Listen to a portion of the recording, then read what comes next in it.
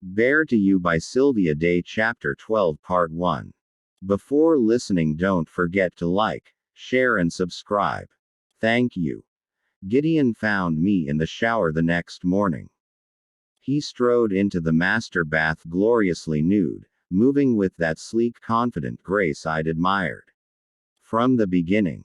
His hair framed his face and shoulders in a sexy disheveled mane, a look that screamed a woman had clenched the rough black silk in greedy hands. Watching the flexing of his muscles as he moved, I didn't even pretend not to stare at the magnificent package between his legs. Despite the heat of the water, my nipples beaded tight and goosebumps raced across my skin. His knowing smile as he joined me told me he knew exactly what kind of effect he had on me. I retaliated by running soapy hands all over his godlike body, then sitting on the bench and sucking him off with such enthusiasm he had to support himself with both palms pressed flat against the tile. His raw, raspy instructions echoed in my mind the entire time I dressed for work, which I did quickly, before he had a chance to finish his shower and fuck the hell out of me as he'd threatened to just before spurting fiercely down my throat. He'd had no nightmares during the night.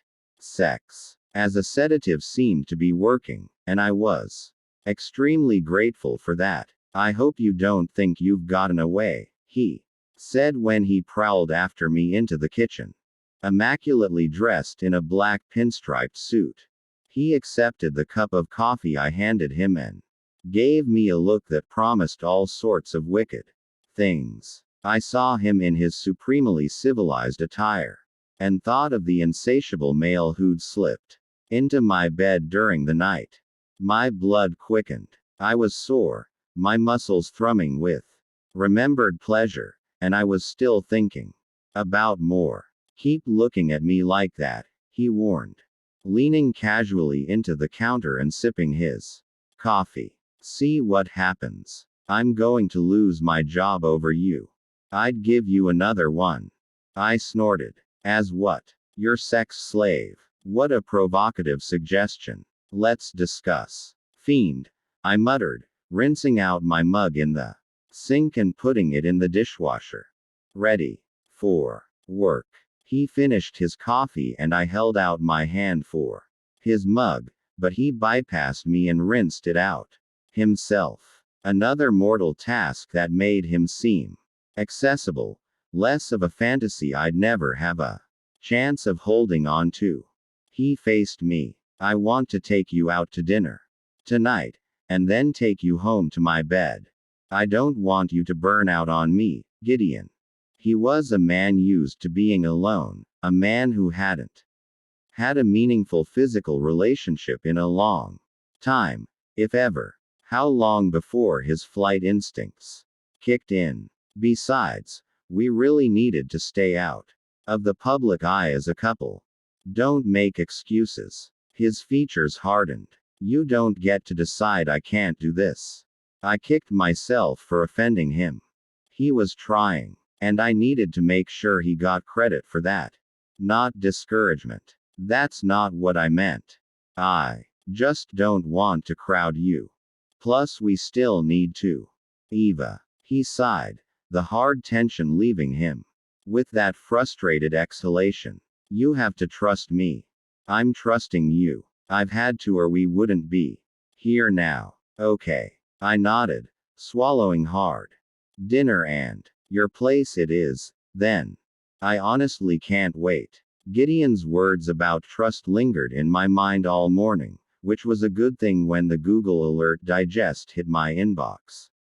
There was more than one photo this time around. Each article and blog post had several shots of me and Carrie hugging goodbye outside the restaurant where we'd had lunch the day before. The captions speculated on the nature of our relationship, and some noted that we lived together. Others suggested I was reeling in billionaire Playboy cross while keeping my up and coming model boyfriend on the side. The reason for the publicity became apparent when I saw the picture of Gideon mingled with the ones of me and Carrie. It had been taken last night, while I was watching movies with Carrie and Trey, and while Gideon was supposedly at a business dinner. In the photo, Gideon and Magdalene Perez smiled intimately at each other, her hand on his forearm as they stood outside a restaurant. The captions ranged between kudos for Gideon's bevy of beautiful socialites, to speculation that he was hiding a broken heart over my infidelity by dating other women. You have to trust me. I closed my inbox, my breathing too quick and my heartbeat too fast. Jealous confusion twisted my gut. I knew he couldn't possibly have been physically intimate with another woman, and I knew he cared for me. But I hated Magdalene with a passion. Certainly she'd given me good reason to during our bathroom chat, and I couldn't stand seeing her with Gideon.